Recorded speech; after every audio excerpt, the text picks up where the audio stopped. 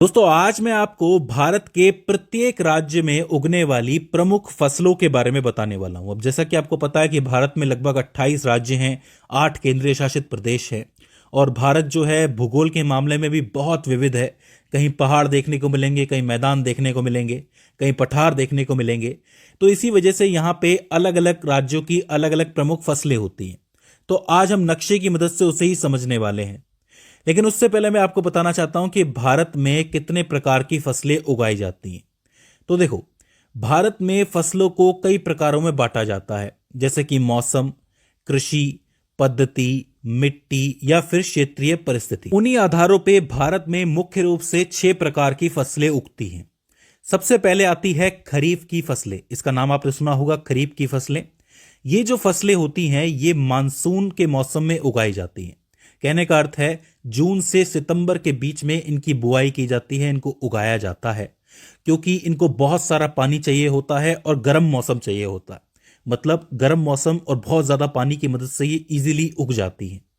उदाहरण के तौर पे चावल, मक्का, मूंगफली, सोयाबीन, कपास, गन्ना और तंबाकू जैसी फसलें, इनको बहुत ज्यादा पानी चाहिए होता है और बहुत गर्मी चाहिए होती है जिससे ये पक सके। तो आप एक बात समझ लो कि जिन राज्यों में ज्यादा पानी है उन राज्यों में इजीली चावल, मक्का और मूंगफली की आपको खेती देखने को मिल जाएगी। अगर कटाई की बात की जाए तो सितंबर, अक्टूबर और कभी कभी नवंबर के महीने तक इसकी कटाई चलती है। बेसिकली तो अक्टूबर तक खत्म हो जाती है, लेकिन कुछ किसान अपने हिसाब से काम करते हैं और आपको पता है कि भौगोलिक परिस्थिति भी बदल रही है, इस वजह से ये समय थोड़ा थोड़ा बदलता रहता है। तो ये हो जाती हैं खरीफ की फसलें। बात करें रबी की फसलों के बारे में तो इनकी बुआई ठंडे मौसम में यानी कि सर्दियों के मौसम में होती है। मेनली आपको बुआई अक्टूबर या नवंबर में देखने को मिल जाती है, लेकिन कुछ किसान ऐसे भी होते हैं जो 15 सितंबर से 15 अक्टूबर के बीच में बुआई कर देते हैं और कुछ लोग 15 अक्टूबर से 15 नवंबर के बीच में करते हैं। होता यह है कि इसको पकने के लिए ठंडा वातावरण चाहिए होता है और थोड़ी कम नमी मिली तो भी ठीक है, लेकिन ठंडा वातावरण बहुत जरूरी होता है।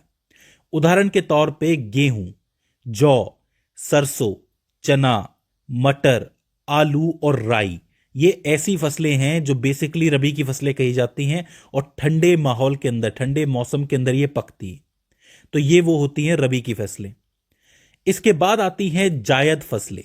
जायद फसलें ऐसी फसलें होती हैं जो गर्मी के मौसम में मार्च से जून के बीच उगाई जाती हैं।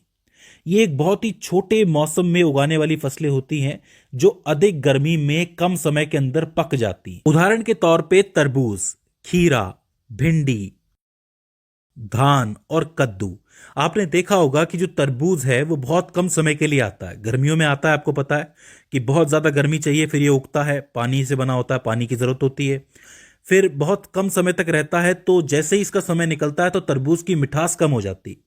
आप देखोगे कि एक सीजन में एक वक्त पे तो मिठास बहुत ज्यादा है, लेकिन थोड़े समय के बाद मीठे तरबूज आना कम हो जाते हैं क्योंकि सीजन निकल गया होता है। तो छोटे सीजन की फसलें हैं ये जायद फसलें, इनको भी आपको याद रखना है। इसके बाद आती हैं बागवानी फसलें। ये वो फसलें होती हैं जिसमें मुख्य रूप से फल, फूल और सब्जियां आती हैं या फिर मसाले आते हैं। ये फसलें एक विशेष प्रकार की मिट्टी, जलवायु और देखभाल की आवश्यकता से पैदा होती है। मतलब इन्हें विशेष प्रकार की मिट्टी चाहिए, स्पेशल जलवायु चाहिए और देखभाल ज़्यादा चाहिए, क्योंकि सब्जियां हैं, फल हैं, तो जल्दी सड़ भी सकते हैं, इनके साथ कुछ भी हो सकता है, तो इनको देखभाल की ज़रूरत पड़ती है। उदाहरण के तौर पे आम, केला, नारियल, सेब, अनानास, टमाटर, बैंगन, पत्ता गोभी, गाजर, मिर्च, अदरक, लहसुन, हल्दी, गुलाब के फूल या फिर गुलदाउदी, गुलदाउदी भी एक फूल होता है। ये सारी की सारी फसलें जो हैं ये बागवानी फसलें कहलाती हैं। अब एक बात आप ध्यान दो कि दैनिक जीवन में इन चीजों की बहुत जरूरत होती है, इन सब्जियों की। तो ऐसे में ये व्यवसाय के लिए इंपॉर्टेंट मानी जाती है, व्यावसायिक फसलें भी कहा जा सकता है इनको। तो इसे आपको अच्छी तरीके से याद रखना है। इसके बाद आती है औद्योगिक या फिर नकदी फसलें, यानी कि ऐसी फसलें जो उद्योगों के लिए बहुत ही इंपॉर्टेंट मानी जाती है, यानी कि उनका जो कच्चा माल होता है, उनकी जो फसलें होती हैं डायरेक्ट उद्योगों में जाती हैं। उदाहरण के लिए आती है कपास, जो कि वस्त्र उद्योग के लिए जरूरी है, तंबाकू जो कि धूम्रपान उद्योग के लिए जरूरी है, और रबर जो कि रबर उद्योग के लिए जरूरी है।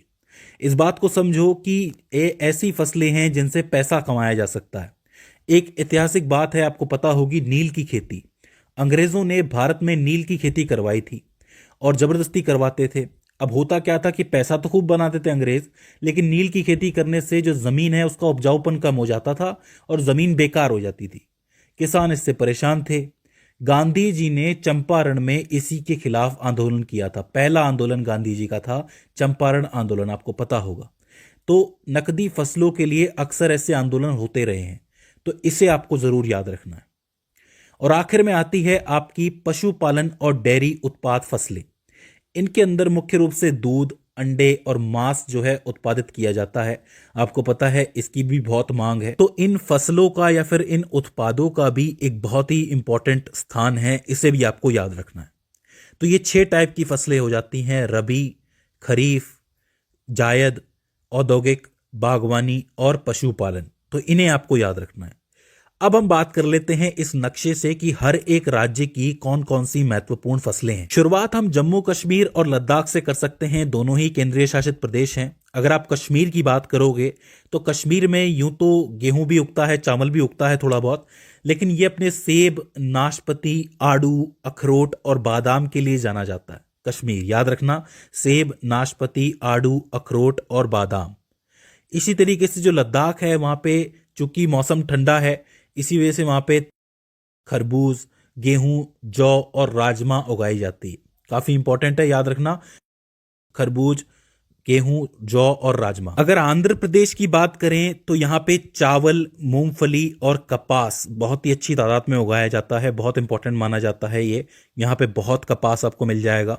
वहीं अरुणाचल प्रदेश में चावल और मक्का बहुत अच्छी तादाद में उगाया जाता है। अगर असम की बात की जाए तो यहाँ की चाय बहुत मशहूर है।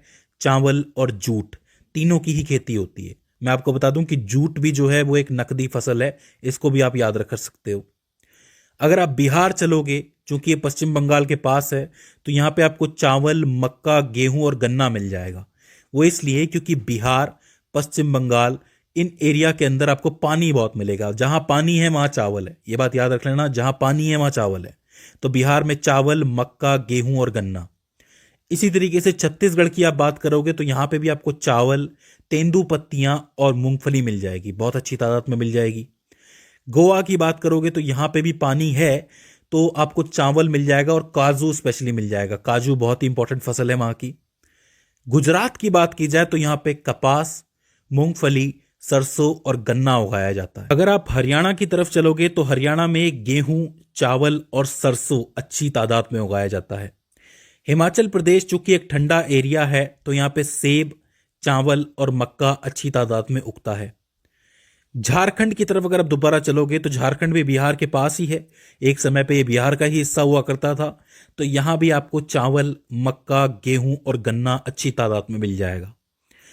अगर आप थोड़ा साउथ में कर्नाटका की तरफ चलोगे तो यहां पे चावल, कॉफी, मूंगफली और कपास अच्छी तादाद में पैदा होता है कर्नाटका में, याद रखना। यहीं से थोड़ा केरल की तरफ चलोगे तो केरल में आपको रबर, नारियल और चावल मिल जाएगा। याद रखना, जहां जहां पानी वहां वहां चावल, कोई कंफ्यूजन वाली बात ही नहीं है। मध्य प्रदेश की अगर हम बात करें, बिल्कुल बीच में आ जाए, तो यहां पे आपको गेहूं मिलेगा, चावल मिलेगा, सोयाबीन मिलेगा, कपास मिलेगी। यह भी एक अच्छा खासा उत्पादन है, इसे आपको याद रखना है। महाराष्ट्र की अगर आप बात करोगे तो गन्ना, कपास, सोयाबीन और मूंगफली बहुत ही इंपॉर्टेंट है, याद रख लो। क्योंकि यहाँ पे उद्योग भी आपको मिलेंगे तो कपास यहाँ की बहुत इंपॉर्टेंट हो जाती है। अगर आप मणिपुर की तरफ चलोगे, थोड़ा नॉर्थ ईस्ट की तरफ जाओगे, तो यहाँ पे चावल और मक्का आपको मिल जाएगा। मेघालय में भी चावल, अनानास और सुपारी की खेती बहुत अच्छी होती है। मिजोरम में भी चावल और मक्का बहुत ज्यादा है। नागालैंड में भी चावल और मक्का बहुत ज्यादा है। इसी तरीके से अगर आप उड़ीसा आ जाओगे तो यहाँ पे भी आपको चावल, आम और काजू मिल जाएगा। पंजाब की अगर हम बात करें, पंजाब की बात करना बहुत ही जरूरी है क्योंकि अन्नदाता कहलाता है पंजाब। गेहूं, चावल और कपास की अच्छी खासी खेती होती है और बहुत ज्यादा उत्पादकता यहां पे होती है, याद रखना। राजस्थान चलोगे, आपको पता है कि यहां पे पानी थोड़ा कम है, इसलिए यहां पे गेहूं आपको मिल जाएगी, सरसों, जौ और कपास। कपास भी थोड़ी बहुत यहां हो जाती है, लेकिन गेहूं की अच्छी खासी यहां पे खेती होती है, तो इसे आपको याद रखना है। सिक्किम की तरफ चलें तो सिक्किम आपको छोटा सा दिखेगा, यहां पे इलायची उगती है, चावल उगता है और मक्का उगता है। तमिलनाडु रह जाता है। तमिलनाडु के अंदर चावल, कपास, मूंगफली और केला अच्छी खासी तादाद में उगता है। आपको पता है कि साउथ के एरिया में जो केले की खेती है वो इंपॉर्टेंट मानी जाती है, क्योंकि केले के पत्तों का अच्छा खासा व्यापार यहाँ पे होता है। तेलंगाना में आप जाओगे तो तेलंगाना में आपको चावल, कपास, मूंगफली, ये 3 फसलें बहुत ही अच्छी तादाद में मिल जाएंगी। त्रिपुरा की बात की जाए तो त्रिपुरा में चावल और अनानास की खेती बहुत अच्छी होती है। उत्तर प्रदेश की बात की जाए तो आलू, चावल, गन्ना और गेहूं बहुत ही अच्छी तादाद में होता है, क्योंकि गन्ने को पानी चाहिए होता है, चावल को पानी चाहिए होता है, आलू है, गेहूं है, अच्छी खासी फसलें हो जाती हैं।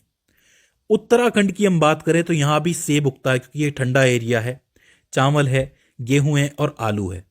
और आखिर में चावल के बेताज बादशाह की बात की जाए तो वो है पश्चिम बंगाल। पश्चिम बंगाल चावल में सबका बाप है, ये समझ लो कि चावल, जूट, आम और चाय, क्योंकि पश्चिम बंगाल में गंगा नदी आती है। इसके अलावा थोड़ा बहुत बंगाल के अंदर आपको हिमालय भी मिल जाएगा, समुद्र से भी जुड़ा हुआ है, तो अच्छा खासा पानी है यहाँ पे, तो चावल तो बहुत ज्यादा होता है। आम और चाय की खेती भी यहाँ पे हो जाती है। तो इस तरीके से हर राज्य में कुछ फसलें हैं जो इंपॉर्टेंट मानी जाती है। यहाँ पे आपको कॉमन चावल मिलेगा, मक्का मिलेगा, तो इसे आपको जरूर याद रखना है। अब आप एक चीज नोट कर सकते हो कि भारत में चावल बहुत ज्यादा उगता है, लगभग हर राज्य में चावल जरूर उगता है। इसका अर्थ यह है कि पूरी दुनिया में चावल के उत्पादन में भारत का स्थान दूसरा है और पहला चीन का है। तो इस चीज से आपको एक अंदाजा लग जाता है कि चावल इतना उगा रहा है भारत, तो उत्पादन में दूसरे नंबर पे, इस वजह से ये एक्सपोर्ट भी करता है। तो इसलिए इसको आपको स्पेशली याद रखना है। भारत का स्थान दूसरा है फिलहाल, अगर देखा जाए तो पहला किसका है? चीन का है। तो ये हो जाती हैं भारत के हर राज्य की कुछ महत्वपूर्ण फसलें। अब ऐसा नहीं कि फसलें और नहीं उगती हैं, बहुत सारी उगती हैं, उनके बारे में भी बात करेंगे, लेकिन इनको आपको जरूर याद रखना है क्योंकि इनसे सवाल बन सकता है। तो दोस्तों, मुझे उम्मीद है कि ये वीडियो आपके लिए हेल्पफुल साबित रही हो। अगर इसके बाद भी इसके अंदर आपको कोई क्वेरी आती है, कोई दिक्कत आती है, तो आप हमें कमेंट सेक्शन में बता सकते हैं। तो दोस्तों, आज की इस वीडियो के अंदर बस इतना ही। सी यू इन द नेक्स्ट।